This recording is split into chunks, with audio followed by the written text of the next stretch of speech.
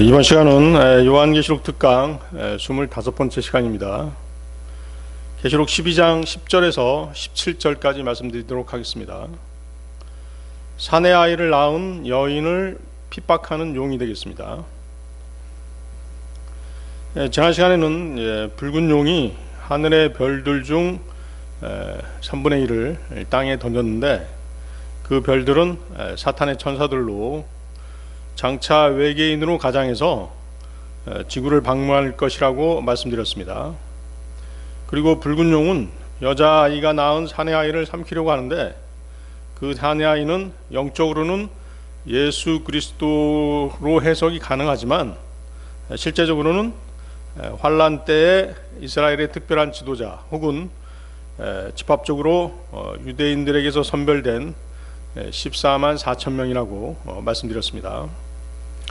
자, 계시록 12장 10절 보십시오. 계시록 12장 10절. 또 내가 들으니 하늘에 큰 음성이 있어 이르되 이제 구원과 힘과 우리 하나님의 왕국과 그분의 그리스도의 권능이 임하였도다. 우리 형제들을 고소하는 자 곧 우리 하나님 앞에서 밤낮으로 그들을 고소하던 자가 쫓겨났도다. 자, 여기서 이제 사탄, 용을 고소자라고 말씀하시죠. 사탄은 끊임없이 그리스도인들과 성도들을 환란 때까지 고소해온 존재입니다. 사탄은 욥에게 그랬듯이 하늘들의 위아래를 넘나들면서 성도들을 고소하고 환란 때까지 강력한 권세를 행사하는 존재입니다. 욥기 1장 6절에서 7절 말씀 보시겠습니다. 욥기 1장 6절에서 7절 말씀.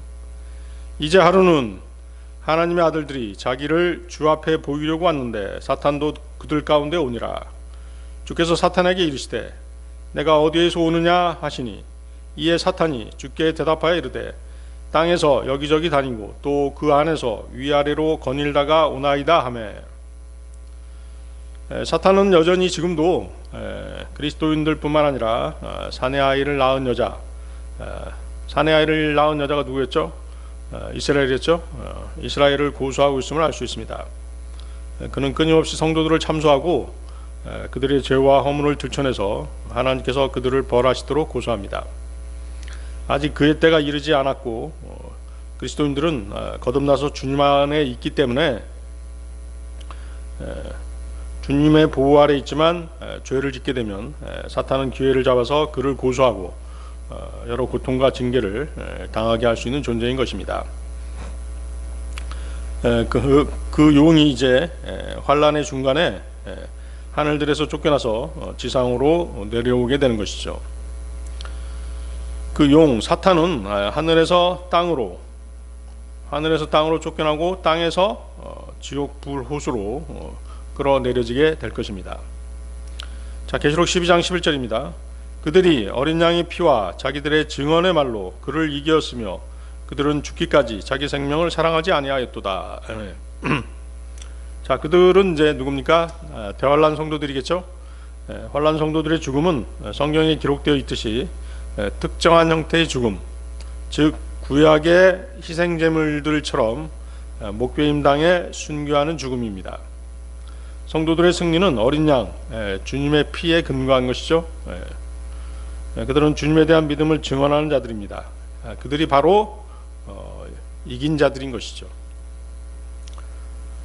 자, 계시록 21장 7절.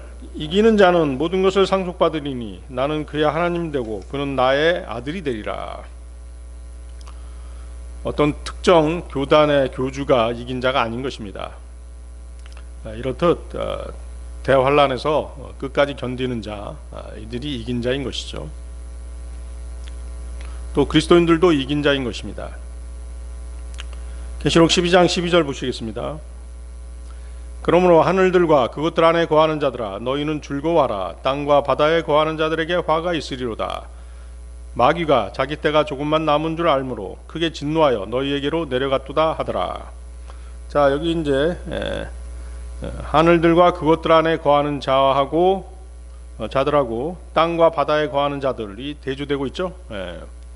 하늘들과 그것들 안에 거하는 자들, 그들은 누구입니까? 하늘들과 그것들 안에 거하는 자들. 그렇죠? 지금 휴거돼서 하늘로 올라간 성도들입니다. 구약 성도들, 신약 성도들, 그리고 환란 때 들림받은 성도들이 그들입니다. 그들은 즐거움 가운데 있습니다. 더군다나 용과 그의 천사들까지 쫓겨났으니 기쁨이 더 클 수밖에 없습니다. 그러나 반대로 지구에 남아있는 사람들은 땅과 바다에 거하는 자들입니다. 그들은 마귀와 그의 천사들이 지상으로 쫓겨 내려왔기 때문에 더욱더 큰 화가 미칠 수밖에 없는 것이죠.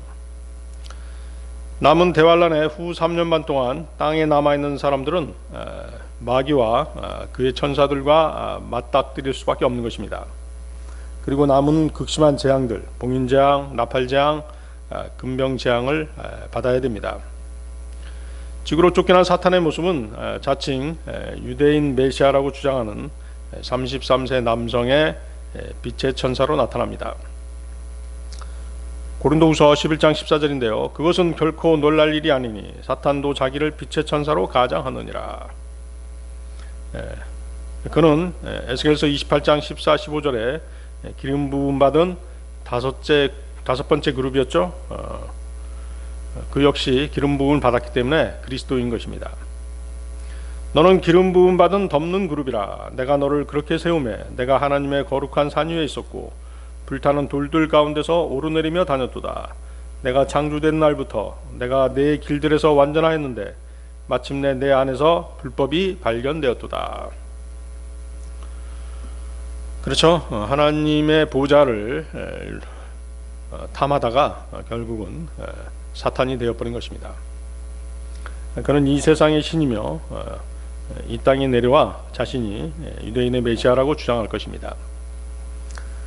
고린도후서 4장 4절인데요. 그들 속에서 이 세상의 신이 믿지 않는 자들의 마음을 가려 하나님의 형상이신 그리스도의 영광스러운 복음의 빛이 그들에게 비치지 못하게 하였느니라. 그리고 그는 이제 장차 적그리스도로 육화되는 것이죠. 그래서 앞으로 지어지게 될 유대인 제3성전의 지성소에 앉아서 자칭 하나님으로 행세할 것입니다.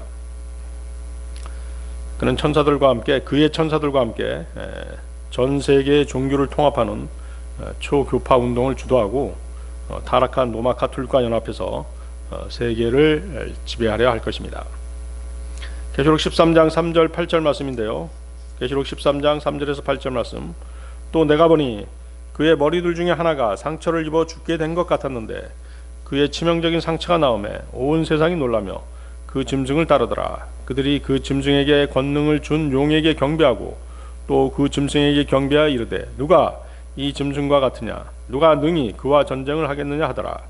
또 용이 그에게 큰 것들을 말하며 신성 모독하는 입을 주고 또 42달 동안 지속할 권능을 주매 그가 입을 벌려 하나님을 대적하며 모독하되 그분의 이름과 그분의 성막과 하늘에 거하는 자들을 모독하더라. 또 그가 성도들과 전쟁하여 그들을 이기는 것을 허락받고 모든 족속과 언어와 민족들을 다스리는 권능을 받았으므로 땅에 거하는 모든 자들 곧 세상의 창건 이후로 죽임을 당한 어린 양의 생명책에 이름이 기록되지 않는 자들이 그에게 경배하리라. 사람들은 하늘에서 내려온 사탄과 그의 천사들을 열렬히 환영하게 될 것입니다. 세상은 그들이 지구상의 인간들보다 더 많이 진화된 종족들이고 고도의 과학 문명을 지닌 외계인들로 생각할 것이기 때문입니다. 그러나 이들이 나타나면 환란 후 3년 반의 재앙은 더욱 극심해질 것입니다. 이때는 과거 창세기 6장 때처럼 인간과 타락한 천사들이 공존하는 때인 것입니다. 그러므로 그때까지 땅에 남아있는 자들은 참으로 불행한 사람들인 것이죠. 사탄은 자기 때가 얼마 남지 않은 것을 아는데 그럼에도 불구하고 그는 절대로 만주의 주 만왕의 왕께 무릎을 꿇지 않습니다. 그는 철저한 죄의 화신으로 끝까지 반항하고 대적하는 자입니다. 데살로니가후서 2장 4절 말씀이죠. 그는 대적하는 자요 또 하나님이라 불리거나 혹은 경배받는 모든 거지로 자기를 높이는 자로서 하나님처럼 하나님의 성전에 앉아 자기가 하나님인 것을 스스로 보이느니라. 자, 계시록 12장 13절로 가겠습니다. 용이 자기가 땅으로 내쫓긴 것을 보고 사내 아이를 낳은 그 여자를 핍박하더라. 자, 사내 아이를 낳은 여자, 이스라엘이라고 말씀드렸습니다. 사탄은 하나님의 선택받은 백성이며 하나님의 말씀을 받았고 하나님의 말씀을 맡은 이스라엘을 핍박하는 것입니다. 로마서 3장 1절 2절이죠. 그러면 유대인의 나은 점이 무엇이냐, 혹은 할례의 유익이 무엇이냐, 모든 면에서 많으니 주된 이유는 그들에게 하나님의 말씀들이 맡겨졌다는 것이라. 그렇죠? 하나님의 말씀을 맡았고 하나님이 선택한 백성이기 때문에 사탄이 핍박하는 것입니다. 또 사탄은 구세주가 이스라엘에서 나왔고 하나님의 말씀인 성경 66권이 유대인들에 의해 쓰여졌기 때문에 그들을 증오하는 것이죠. 또한 이 증오는 이스라엘이 장차 이 세상을 다스리도록 약속받은 사실에서도 기인합니다. 사탄은 이 세상의 신이기 때문에 이스라엘이 예수 그리스도의 재림 때 실현될 그 약속, 온 세상의 머리가 된다라고 하는 약속, 그 약속 때문에 자기 것들이 빼앗기는 것을 가만히 두고 보지 못하는 것입니다. 또한 하나님께서는 이스라엘과 단절하시지 않으셨죠? 그렇습니다.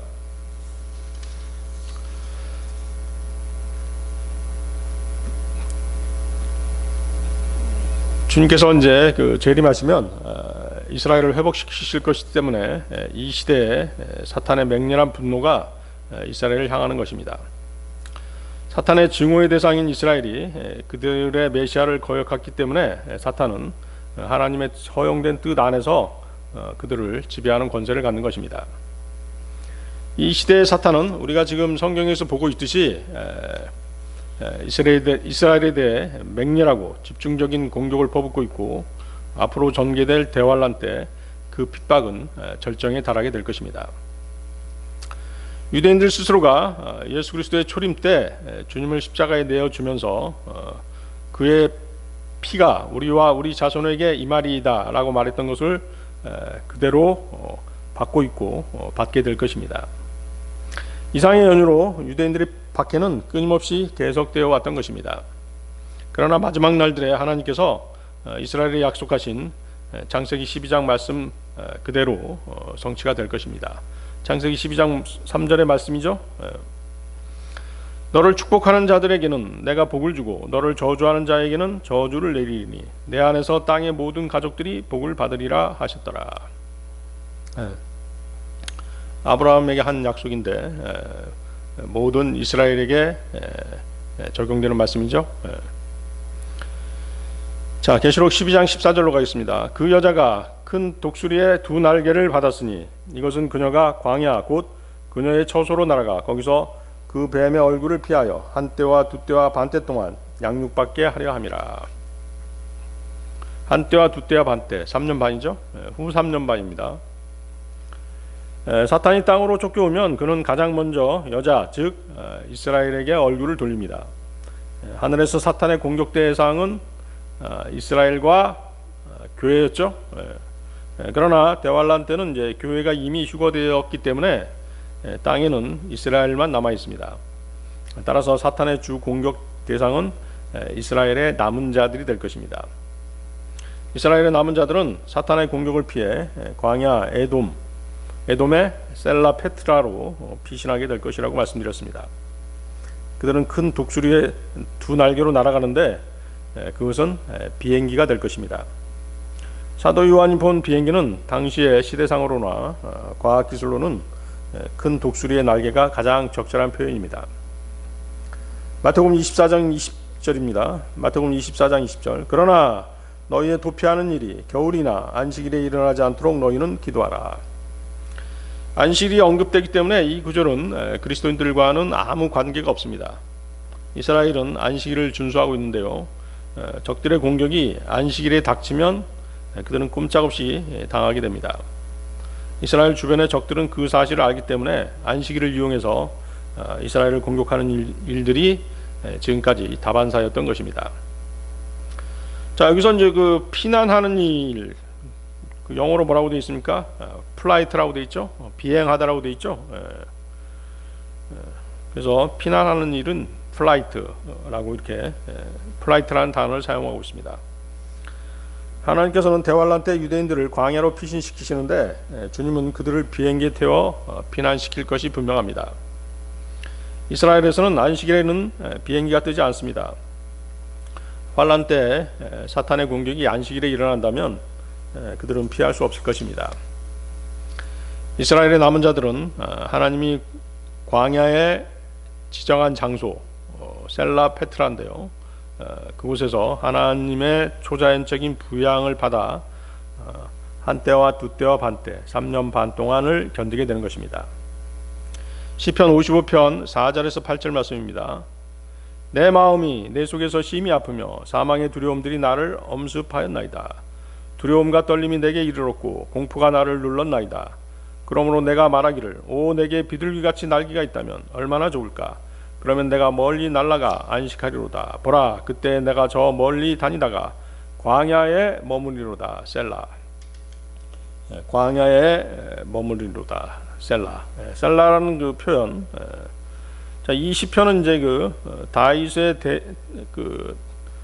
다윗의 예언이죠. 대환란에 대한 예언인 것입니다. 셀라라는 말이 나오면 대환란 문명입니다. 셀라라는 뜻은 이제 멈춰서 들으라, 뭐 그런 뜻입니다.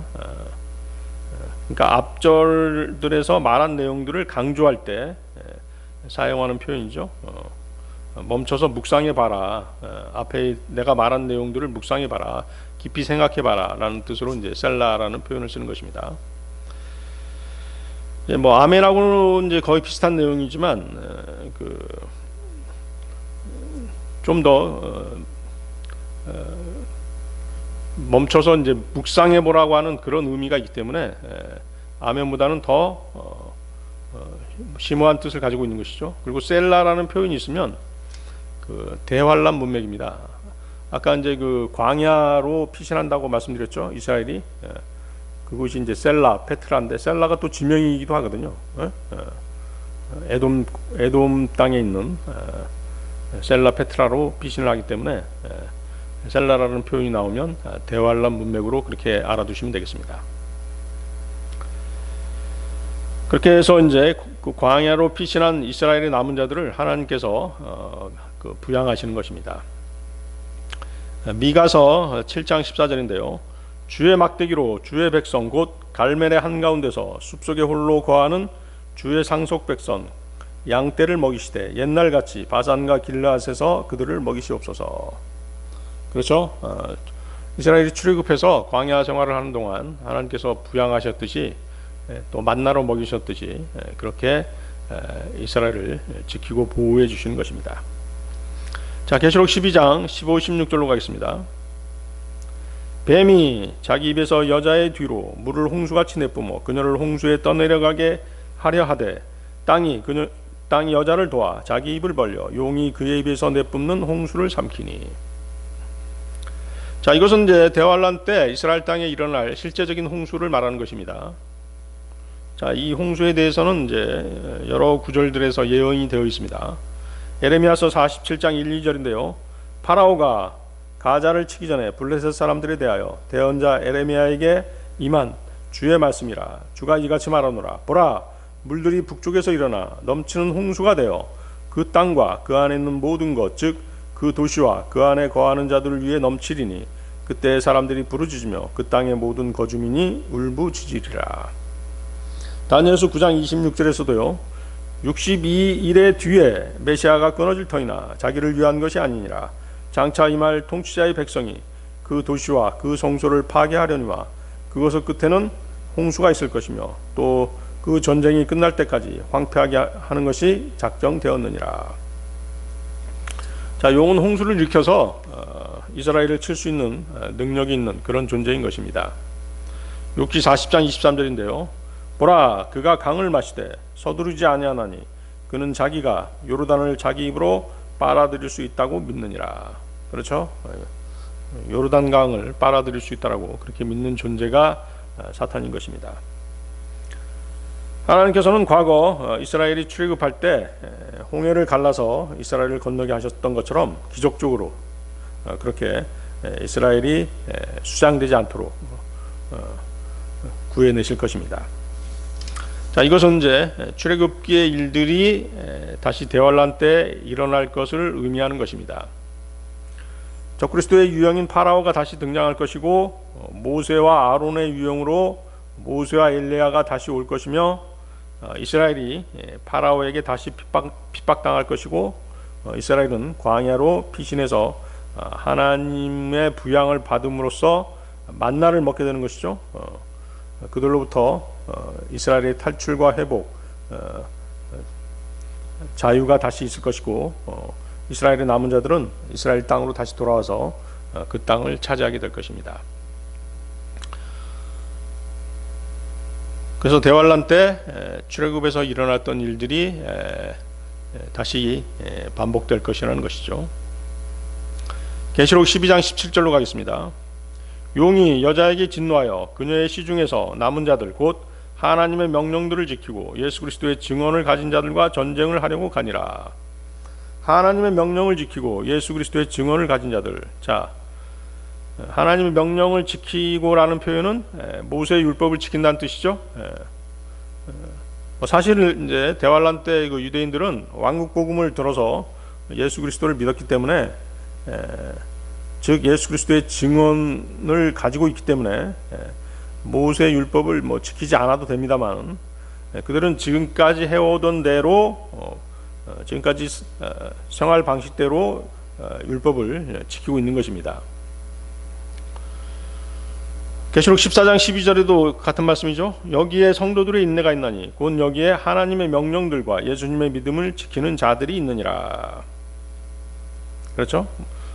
지켜라 하든가 그런 것이 아니죠. 지키는 자들이 있다, 이렇게 말씀하시죠.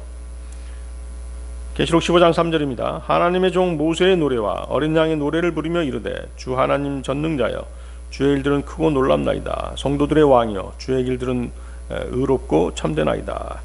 그래서 모세의 노래하면 이제 율법, 어린 양의 노래하면 바로 예수 그리스도의 증언, 예수 그리스도에 대한 믿음이죠. 그래서 환란 때는 이렇게 유대인들은 예수 그리스도를 믿지 않다가 왕국 복음을 듣고 모세의 율법에 더한 예수님에 대한 믿음을 갖게 된 것입니다. 계시록 22장 14절에서도요. 그분의 명령들을 행하는 자들은 복이 있나니 이것은 그들이 생명나무에 이르는 권리를 소유하게 하며 그 문들을 지나 그 도시로 들어가게 하려 함이로다. 자, 명령들을 행하는 자들은 복이 있나니, 자, 명령들을 행하는 자들이라는 표현에 주목해야 되겠죠. 자, 지금의 그리스도인들, 저와 여러분들은 어떻습니까? 저와 여러분들이 구원받은 것은 무엇을 행함으로 구원받은 것이 아니죠. 대환란에서는 반복적으로 그 구원 방법이 믿음 플러스 행위 요소가 관계됨을 말씀하시고 계십니다. 그 행위 요소는 끝까지 견디는 것입니다. 666표를 받지 않고 끝까지 견디는 것이죠. 사탄은 이제 그 피난처에 도피한 이스라엘을 하나님께서 보호하시기 때문에 해칠 수 없다는 사실에 분노해서 그녀의 씨들 가운데 남은 자들을 해치고자 하는 것입니다. 그렇죠? 거기 계시록 12장 17절 다시 보십시오. 용이 여자에게 진노하여 그녀의 씨 중에서 남은 자들, 그렇죠? 그 남은 자들이 있다는 것이죠. 그들을 해치려고 하는 것입니다. 그러니까 이제 광야의 그 피난처 외에 셀라 페트라 외에도 다른 지역에서 일단의 이제 유대인 성도들이 남아서 적그리스도의 핍박과 재앙들을 계속 견디고 있음을 이제 우리가 알 수 있는 것입니다. 그래서 이제 그 이스라엘은 이제 광야 셀라 페트라로 도망간 사람들이 있고, 또 이스라엘 12지파에서 선별된 14만 4천 명이 있고, 대환란을 끝까지 견디는 그런 부류가 있는 것입니다. 14만 4천 명과 광야 페트로로 피신한 유대인들을 해칠 수 없게 된 용은 다른 곳에서 환란을 통과하는 이스라엘의 남은 자들을 해치려고 하는 것이죠. 이 남은 자들 역시 하나님의 명령들, 즉 모세의 율법을 지키고 예수 그리스도의 증언, 예수 그리스도를 믿는 자들인 것입니다. 그런 유대인들인 것이죠. 그들이 예수 그리스도를 믿게 된 것은 14만 4천 명이 전한, 또 모세와 엘리야가 전한 왕국 복음을 듣고 예수 그리스도를 믿게 된 것입니다. 네, 오늘 여기까지 하겠습니다.